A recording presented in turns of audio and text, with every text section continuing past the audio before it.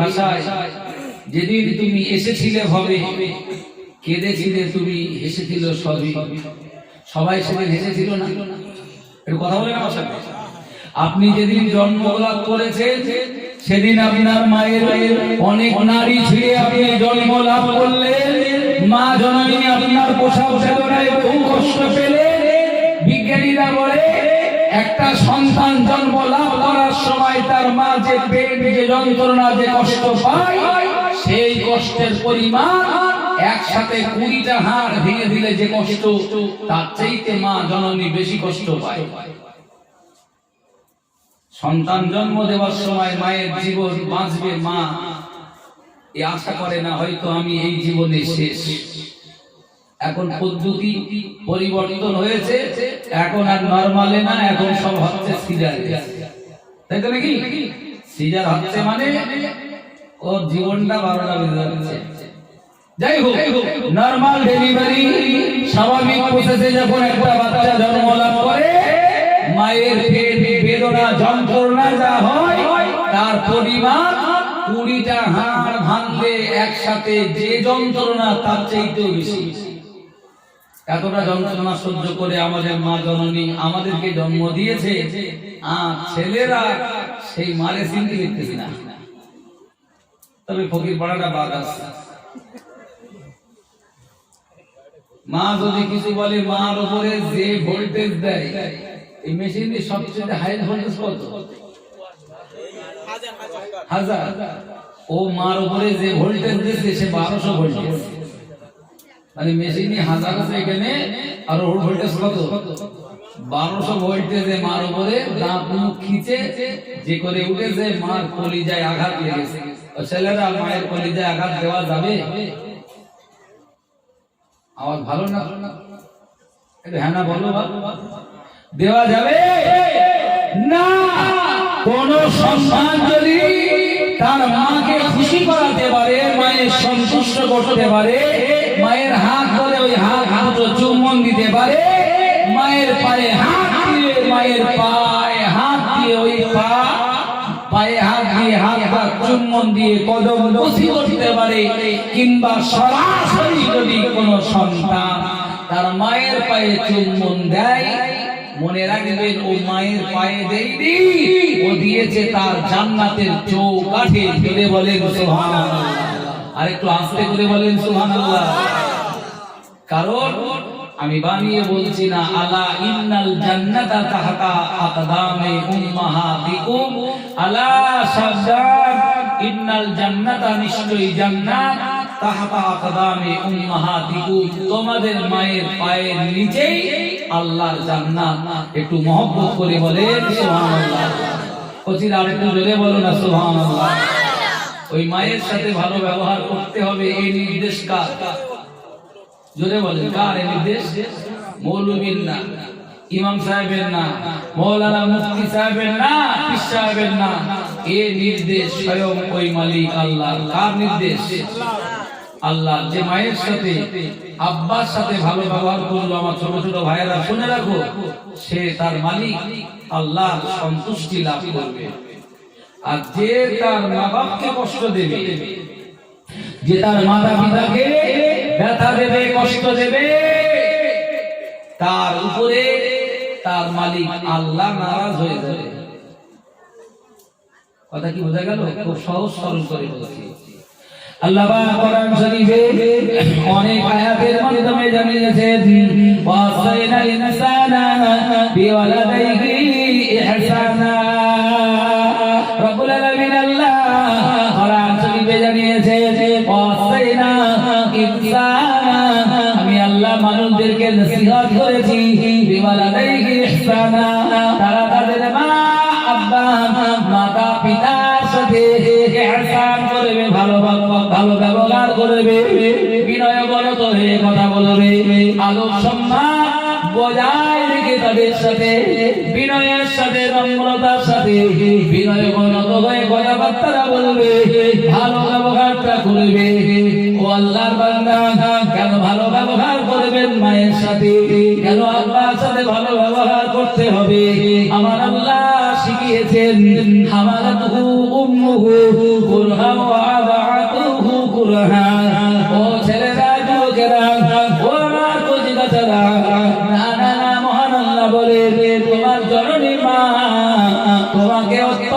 কষ্ট করে, অনেক ব্যথা বেদনা, অনেক জ্বালা যন্ত্রণা সহ্য করে তোমাকে পেটে ধরেছে। কত রাত তোমার মা ঘুমাতে পারেনি, কতদিন তোমার মা ভালো করে চলাফেরা করতে পারিনি, শুয়ে বসে কোথাও শান্তি পাইনি। ও ছেলে, ওই মায়ের পেটে যখন ছিলে, মা জননী কত কষ্ট করে বোঝা বহন করে চলেছে। না না না না না, তোমাকে জন্ম দেওয়ার সময় মায়ের কত রক্তপাত হয়েছে, মা জননী কত তেল কত যন্ত্রণা সহ্য করেছে। শুধু তাই নয়,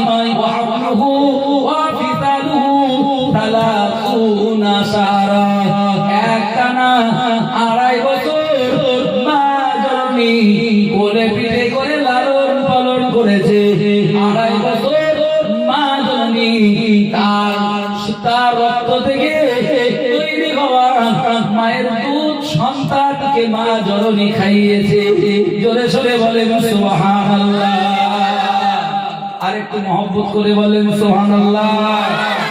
এই জন্য যে ছেলেটা তার মাকে খুশি করতে পারবে, আব্বাকে খুশি রাখতে পারবে, যদি তার ঈমান থাকে, ঈমান যদি থাকে, আব্বা মায়ের সাথে ভালো ব্যবহারটা করতে পারে, ওই বাবা মায়ের সেবার বদৌলতে কিয়ামতের দিন কোনো ভালো নেক আমল যদি না থাকে, ওই একটা কাজই আল্লাহ যদি পছন্দ করেন, শিরক যদি না করে, ওই ওসিলায় সে মাপ পেয়ে যাবে। বলেন সুবহানাল্লাহ। এরকম রিওয়ায়াত প্রমাণ দলিল হাদিসে আছে। কোথায় আছে বলছি? আমি মন গড়া কথা বলিনি ভাই, হাদিসে আছে। একটা লোক কিয়ামতের দিন বিচার হয়েছে, এই নমুনা আল্লাহ নবী বলছেন, বিচার হওয়ার পরে ওর একদিকে নেক আমল আর একদিকে বদ আমল দুদিক সমান হয়ে গেছে। দুদল ফেরেশতা ওখানে এসে, একদল বলছে জান্নাতে নিয়ে যাই, আর একদল ফেরেশতা বলছে না জাহান্নামে নিয়ে যাই। এমন সময় তার নেকির পাল্লাতে আল্লাহ তাআলা একটা নেকি যুক্ত করে দিয়েছে। সেই নেকিটা কি? একটা সহিফা দিয়েছে। সে তার মাতা পিতাকে সেবা দিয়ে খুশি করে তাদেরকে সন্তুষ্ট করতে পেরেছে। এইটা আল্লাহর কাছে খুব পছন্দ হয়েছে। আল্লাহ বললেন ওই কাজটা ওর নেক আমলের পাল্লায় দিয়ে দাও। দেওয়ার সাথে সাথে নেক আমলের পাল্লাটা ভারী। আমার আল্লাহ বললেন ওর জীবনের পিছনের গুনাহগুলো মাফ করে দিলাম, ওকে আমার দয়ার জান্নাতে দরজা দিয়ে যেটা দিয়ে খুশি আমার জান্নাতে পৌঁছে দাও। বলেন সকলে সুবহানাল্লাহ। সুতরাং ঠিক কেমন একটা রিওয়ায়াত এসেছে, দুজনের আমল সমান। দুদল ফেরেশতা অপেক্ষা করছে কোথায় নিয়ে যাবে। ঠিক তার বাম সাইডে বদ আমলের পাল্লায় একটা সহিফা এলো, আর বদ আমলের পাল্লাটা ভারী হয়ে গেল। আল্লাহ অর্ডার হয়ে গেল, ওকে জাহান্নামে নিয়ে যাও। সহিফাটাই লেখা আছে কি? নবীজি বললেন আলিফ ওয়া উফ, এই শব্দটা লেখা আছে। তার মানে সে তার মাকে কষ্ট দিয়েছে, মাতা পিতাকে বেদনা দিয়েছে, মা বাপকে অত্যাচার, তাদের প্রতি দুর্ব্যবহার করার কারণে তাদের হৃদয় থেকে কলিজা থেকে উফ শব্দটা বের হয়েছে, আর সেটাই আল্লাহর কাছে ধরা পড়েছে। আল্লাহ পাক ওই মাতা পিতাকে কষ্ট দেওয়ার কারণে তাকে জাহান্নামী সাব্যস্ত করে দিয়েছে। না আল্লাহ জাহান্নামে দিবি, আল্লাহর বিরুদ্ধে কি মানছি না মানবো না, ওখানে কি লড়াই করা যাবে নাকি? এর কথা বলা যাবে? তাম দুনিয়ায় যে ইনসান গোষ্ঠী সমেত সব এক জায়গায় হয়ে যদি এক ময়দানে একত্রিত হয়ে আল্লাহর কেউ ক্ষতি করতে চায়, পারবে না? সম্ভব? আর আল্লাহ যদি সবাই মিলে উপকার করতে চায়, তাও কি পারবে? সহিহ হাদিসে কুদসিতে এসেছে, যদি বান্দা লাওয়ান্না আউয়ালুকুম আখিরুকুম ইনসুকুম ওয়া জিন্নুকুম, তোমরা সব জিন সব ইনসান সব মানুষ সব নারী সব পুরুষ সবাই যদি আমার উপকার করতে চাও, ফালা তানফাউনি, আমি আল্লাহর কোনো উপকার তোমরা করতে পারবে না। একটা গরিব কাঙ্গাল ভিখারি মানুষ আমরা যদি সবাই 10 টাকা করে দিই, তাহলে লোকটা কিছু পয়সা হবে, তার উপকার হবে তো? তা আমরা সবাই আল্লাহকে কিছু দিয়ে উপকার করতে পারবো না? আল্লাহ পাক হাদিসে কুদসিতে জানিয়েছেন, ও বান্দা, ও আমার বান্দি, শুধু তোমরা কটা নও, তামাম দুনিয়ার সব জিন, সব ইনসান, সব নারী, সব পুরুষ, লাউ আন্না আওয়ালুকুম ওয়া আখিরুকুম ওয়া ইনসুকুম ওয়া রিজলুকুম ওয়া নিসাউকুম, তোমাদের সব নারী, সব পুরুষ, দুনিয়ার প্রথম থেকে শেষ সব জিন ইনসান সবাই মিলে যদি আমি আল্লাহ আমার ক্ষতি করতে চাও, সবাই মিলে যদি চেষ্টা করো আল্লাহর ক্ষতি করবে, ফালা তাদুরুনি, আমার আল্লাহ পাক বলেন আমার একটু গাড়ি কিছু ক্ষতি করবার ক্ষমতা তোমাদের নাই। জোরে সোরে বলেন সুবহানাল্লাহ।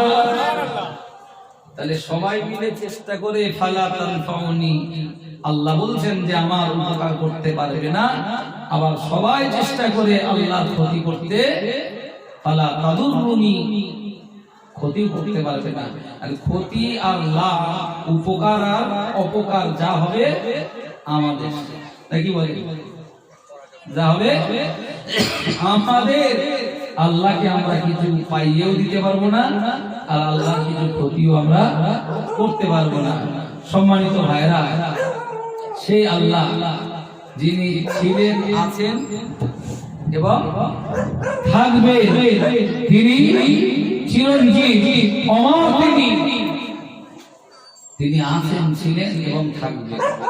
এখন ওই আল্লাহকে আমরা যেভাবে জানবো, যেভাবে আমরা আল্লাহকে মানব, আল্লাহ সেইভাবে আমাদের সাথে তিনি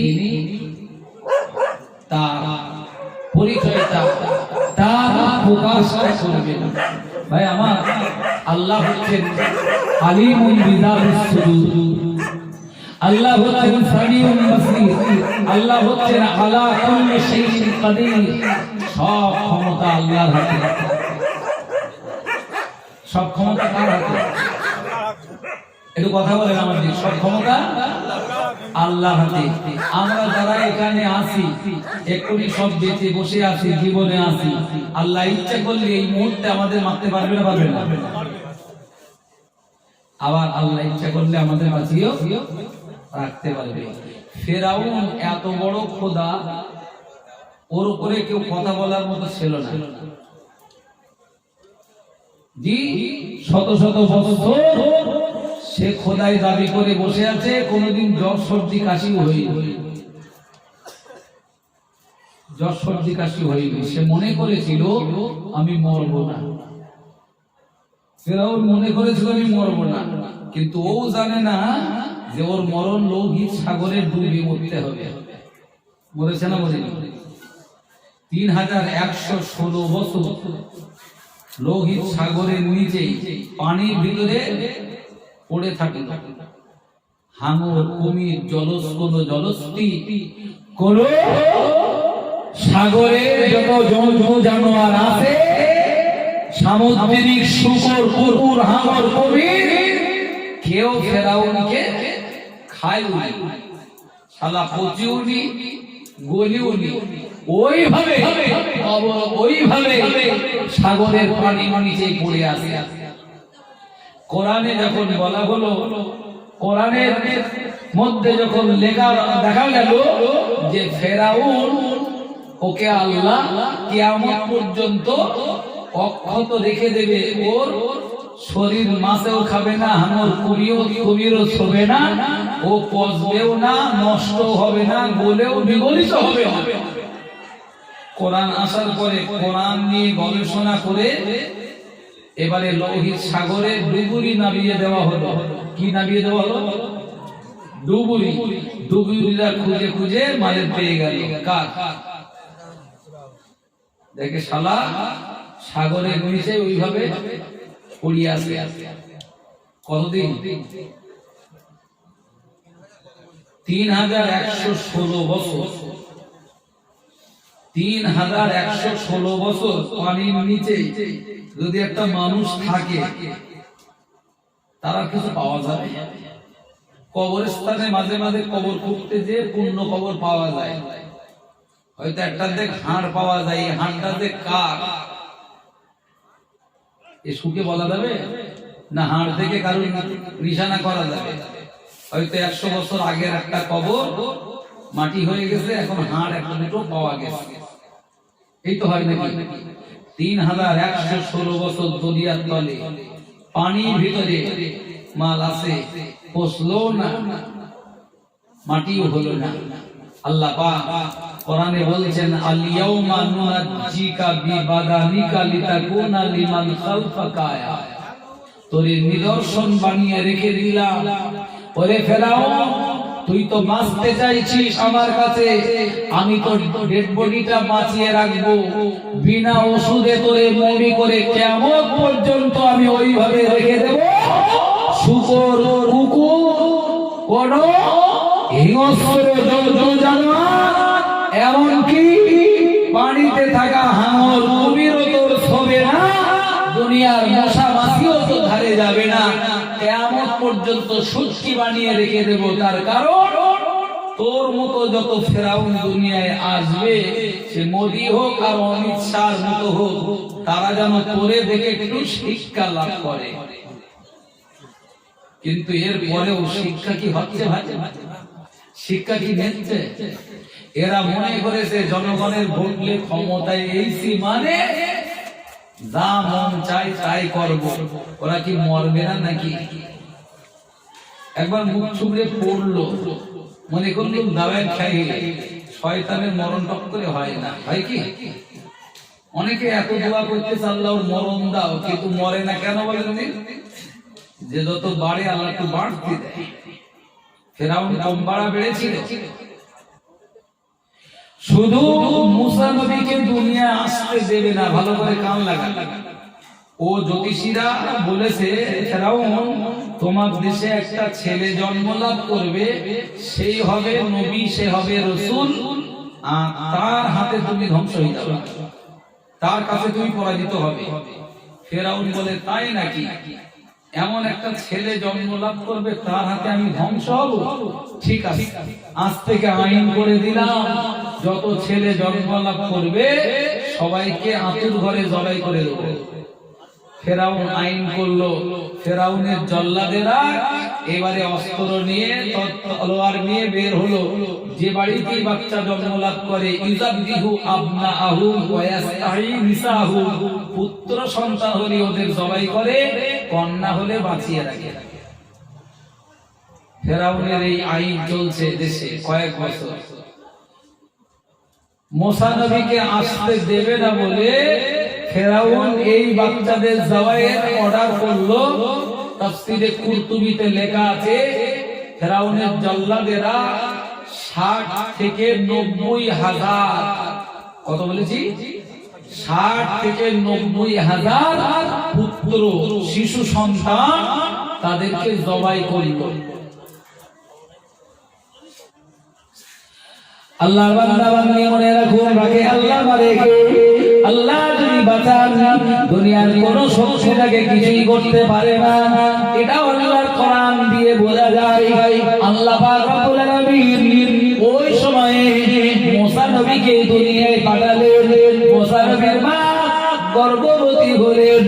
মুসা নবীর মা মুসা নবীকে জন্ম লাভ করলেন, মুসা নবীকে প্রসব করলেন, মুসা নবী জন্ম লাভ করলেন। মুসা নবীর মা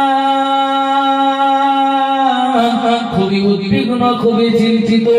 ও রব্বুল আলামিন, আল্লাহ আমার এই সন্তানটা তুমি দিয়েছো, আল্লাহ এই ফেরাউনের আল্লাহদেরা এসে আমার এই বাচ্চাটাকে মায়ের কোল থেকে ছিনিয়ে নিয়ে তারে আমার শত্রুকে জবাই করে দে। ও আল্লাহ, আমি আমার সন্তানটা জবাই হওয়া দৃশ্য কিভাবে দেখবো, কেমনে সইব, কি করে আমি সহ্য করবো? ও আল্লাহ, আমার সন্তান তোমার মাল, তুমি আমায় দিয়েছো, হেফাজতের দায়িত্ব সব আমি তোমার উপরে ন্যস্ত করে দিলাম।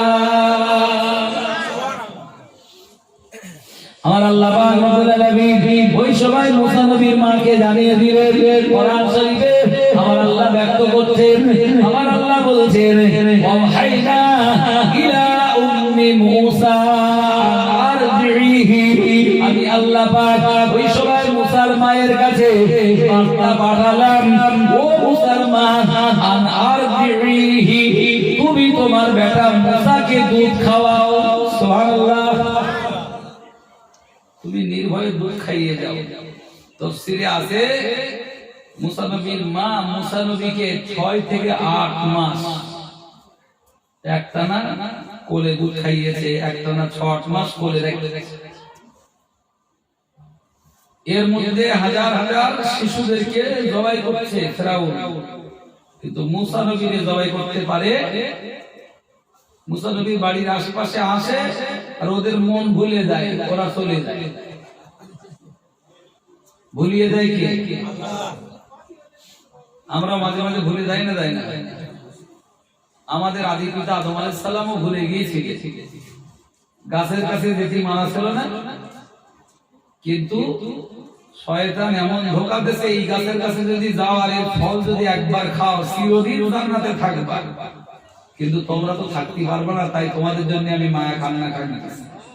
হাওয়া মহিলা মানুষ, মেয়েদের দিলটা মনটা একটু নরম পানা হয়, টক করে গলে যায়, তাই তো নাকি? শয়তান এমন কান্না কেঁদেছে, হাওয়া বিবি মা হাওয়ার মন গলে গেছে।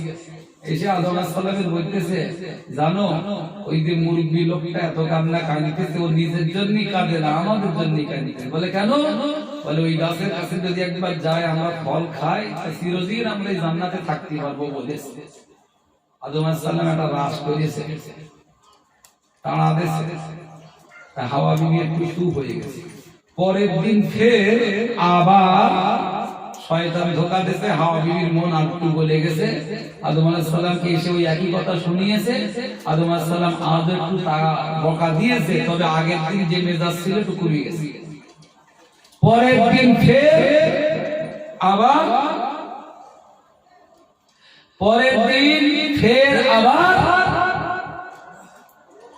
শয়তান ওই একই কায়দায় ধোঁকা দিয়েছে, তাতে হাওয়া বিবির মন আরো গলে গেছে।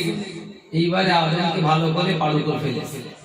আর ও জায়গায় পাড়ু হয় না এমন কি আছে বলেন দিন? কেউ যদি বলে আমি ওখানে ভয় করিনি আর ওখানে মুরিদ হইনি, এ কথা বিশ্বাস করা যাবে না। নবী আদমের তাই পাড়ু করে ফেলেছে। বারবার যখন বলতেছে চলো যাই, গেছে, গাছের ডাল ভেঙেছে, ফলও খেয়েছে। সঙ্গে সঙ্গে আল্লাহ পাক বললেন, তোমাদের না মানা করেছিলাম এই গাছের ধারে যেতে আর এর ফল খেতে, এর পরেও গেলে কেন? ফানাসিয়া আদমু, হাদিস এসেছে আদম তখন ভুলে গিয়েছিল। জি, ভুলে যে ওই ভুল করি ওই গাছের কাছে গেছে, ফল খেয়ে ফেলেছে। সঙ্গে সঙ্গে আল্লাহর কাছে আদম মাথা নত করে ক্ষমা চেয়েছে। রব্বানা যালামনা, পড়েন রব্বানা যালামনা আনফুসানা ওয়া ইল্লাম তাগফির লানা ওয়া তারহামনা লানাকুনান্না মিনাল খাসিরিন। রব্বানা,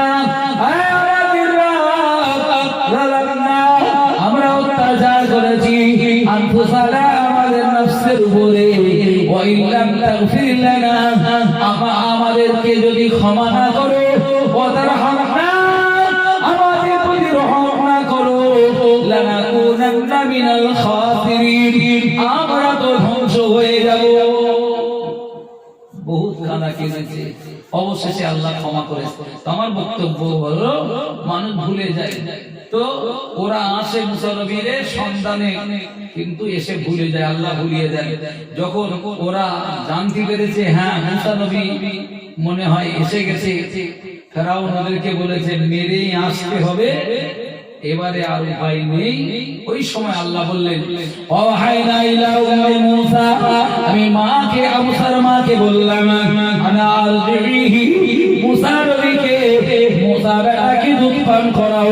ফাইদা খিফতি আলাইহি ফালকিহি ফিল ইয়ামি, ও মুসার মা, তার প্রাণনাশের ব্যাপারে যখন তুমি ভয় পাবে, আমি তোমায় বলছি তুমি তখন তাকে দরিয়ায় ভাসিয়ে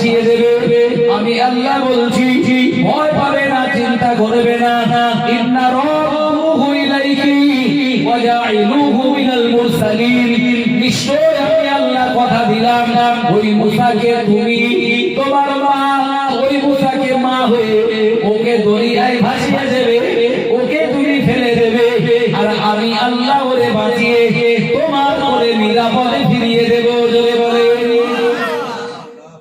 এ ওয়াদা কার? ইন্না রাদ্দুহু ইলাইকি, নিশ্চয় তাকে তোমার কোলে ফিরিয়ে দেব। ওয়াজাইলুহু মিনাল মুরসালিন, আমাকে আমি আল্লাহ রাসূলদের একজন নবী বানাবো। আরেকটু বলেন সুবহানাল্লাহ। ভাই 60 থেকে 90,000 মেরেছে, মুসা নবীর মাটি করেছে কথা বলে, তাহলে আল্লাহই তো বাঁচাবার মালিক না, বলার মালিক না।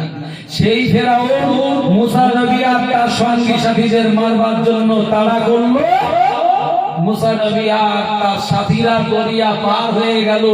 আল্লাহ 12টা রাস্তা বানিয়ে দিলেন, ইসনা আশারা তারিকা, 12টা রাস্তা আল্লাহ তৈরি করে দিলেন। ওই রাস্তায় তারা পার হয়ে গেল। ফেরাউন আর তার গোষ্ঠী সমেত ওই রাস্তায় নেমেছে।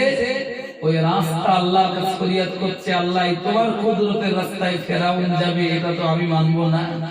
আল্লাহ বললেন একটু ধৈর্য ধরো, আমার নবীরা পার হয়ে যাক, আমার নবীর উম্মতরা পার হয়ে যাক।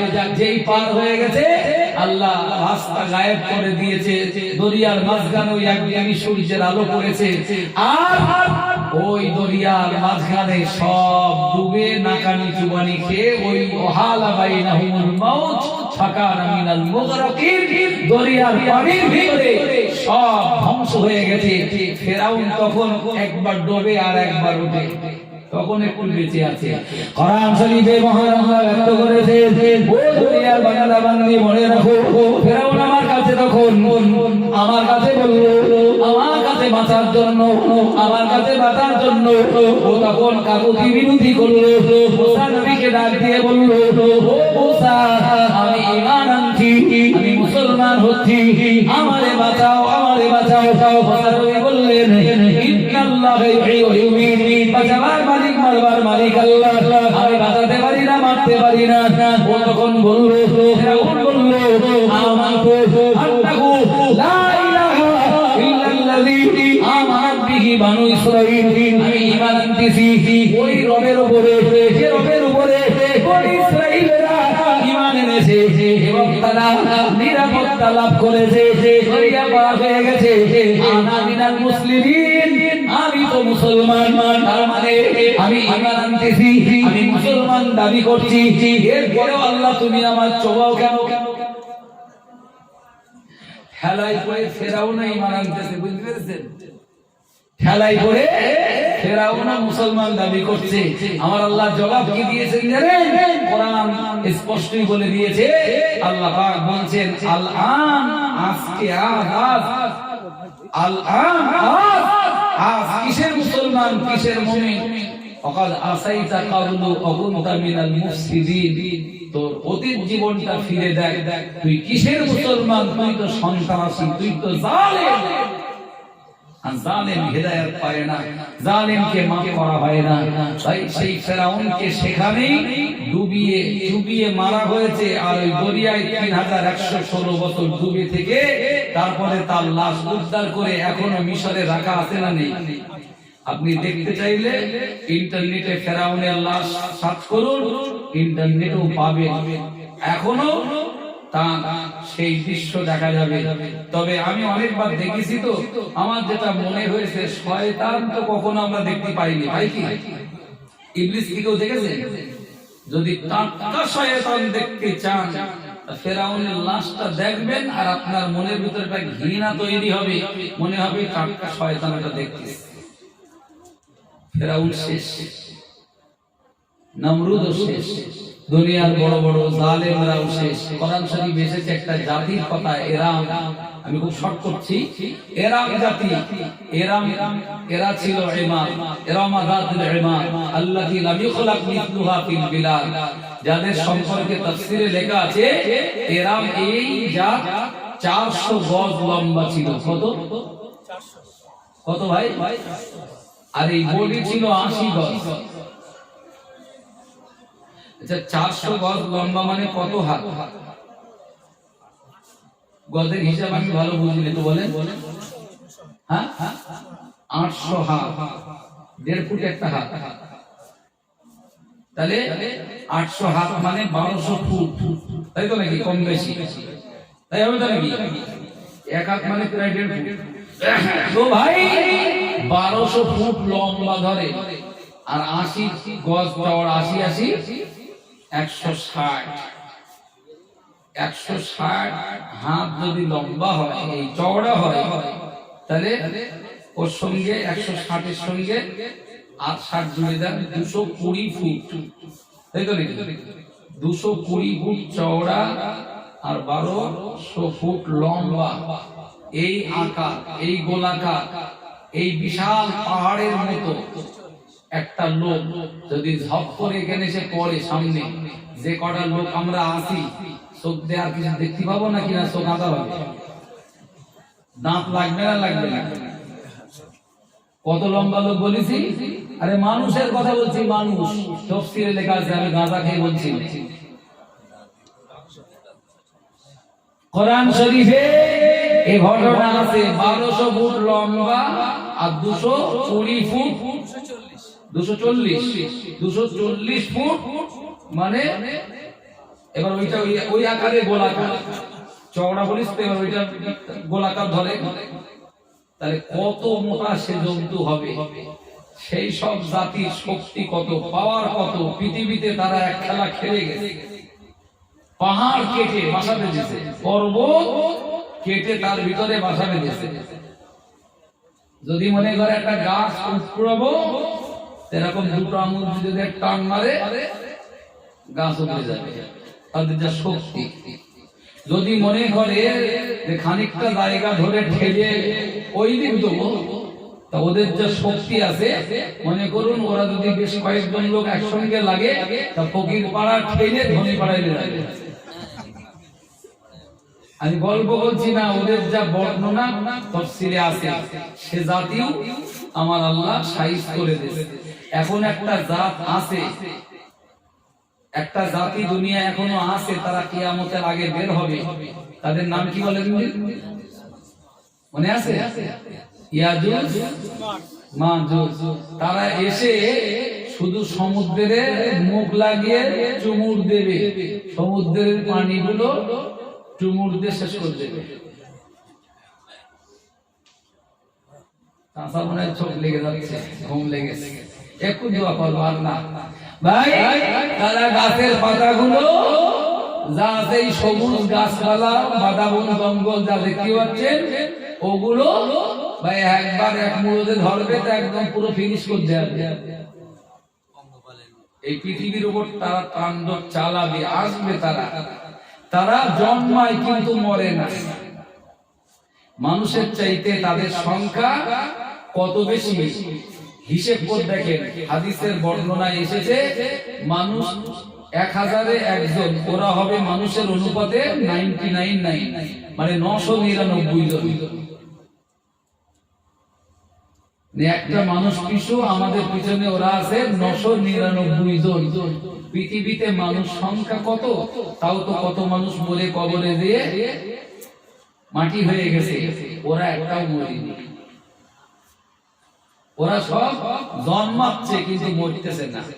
ওরা এই পৃথিবীতে যেদিন আসবে, পৃথিবীর অবস্থা সেদিন খুব খারাপ জায়গায় যাবে। নবী ঈসা আলাইহিস সালাম এসে তার পিরিয়ডে যখন ইয়াজুজ মাজুজ আসবে, উনি বদদুয়া করবেন, আল্লাহ তাআলা ওদের গায়ে একটা পাঁচড়া দেবেন, সংক্রামক ব্যাধি দেবেন। এই যেরকম করোনা করে সারা দুনিয়া তোলপাড় করেছে, ওদের আল্লাহ একটা ব্যাধি দেবেন। সেই ব্যাধিতে একটার পর একটা এই করে করে টোটাল পৃথিবীতে যত ইয়াজুজ মাজুজ সেই সংক্রামক ব্যাধিতে তারা সব মরে যাবে। গোটা পৃথিবীতে লাশ আর লাশ, আর কিছু থাকবে না। এরপরে নবী ঈসা আলাইহিস সালাম আবার আল্লাহর কাছে দোয়া করলে আল্লাহ পাক বিশেষ এক পাখি পাঠিয়ে সেই পাখিগুলো তাদের ঠোঁট দিয়ে এবং তাদের পায়ের নলি দিয়ে সেই ইয়াজুজ মাজুজের লাশগুলো নিয়ে পৃথিবীর এক নির্দিষ্ট জায়গায় সেগুলোকে একত্রিত করবে। এগুলো সব কিয়ামতের আগে ঘটবে। হাদিসে পাকের ভিতরে একটা বর্ণনা দেওয়া আছে, কোরআন শরীফে আছে, ওয়াখরাজনা লাকুম দাব্বাতুল্লাহ জমিন থেকে একটা জন্তু বের হবে, তার নাম দাব্বাতুল আরদ। কি নাম বলেছি? আব্দুল মানে জমিন, আর দাব্বাতুল মানে হচ্ছে বিচরণশীল। এ মাটির ভিতর থেকে বেরোবে। জন্তুটা কি এ পর্যন্ত কেউ চোখে দেখেনি, তবে পৃথিবীতে যত কালার আছে তার গায়ে তত কালার থাকবে। পৃথিবীতে যত ভাষাভাষী আছে সে তত ভাষা জানবে। তার ব্যাপারে অনেক কথা বলা আছে। তার একটা শিং থেকে আর একটা শিংয়ের দূরত্ব হবে ভাই, হাদিসে যে বর্ণনা এসেছে সেটা কয়েক মাইল হবে একটা শিং থেকে আর একটা শিংয়ের দূরত্বের কথা। ভাই সেই দাব্বাতুল আরদ কিয়ামতের আগে বের হবে। সে এসে দুনিয়ার মুমিন কোনটা কাফের কোনটা চিহ্নিত করবে। তারপরে তো দাজ্জালের কথা বহুবার শুনেছেন। এই দুনিয়ায় এখনো অনেক কিছু ঘটবে, যদি বেঁচে থাকি দেখতে পাবো, মরে গেলে তো আর দেখতে পাবো না। আমাদের সন্তানের সন্তান, তার সন্তান, তার সন্তান, বংশ পরম্পরায় যারা থাকবে দেখা হবে তাদের সাথে। আমার বক্তব্য ভাই, যতদিন দুনিয়া আল্লাহ রেখে দেবেন থাকবো। দুনিয়া থেকে আজ হোক আর কাল হোক মরে যেতে হবে না হবে না? এটা কথা বলে।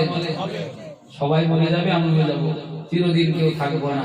যারা মরে গেছে তারা কেউ ফিরেও আসেনি, আমরা আর ফিরে আসতেও পারবো না।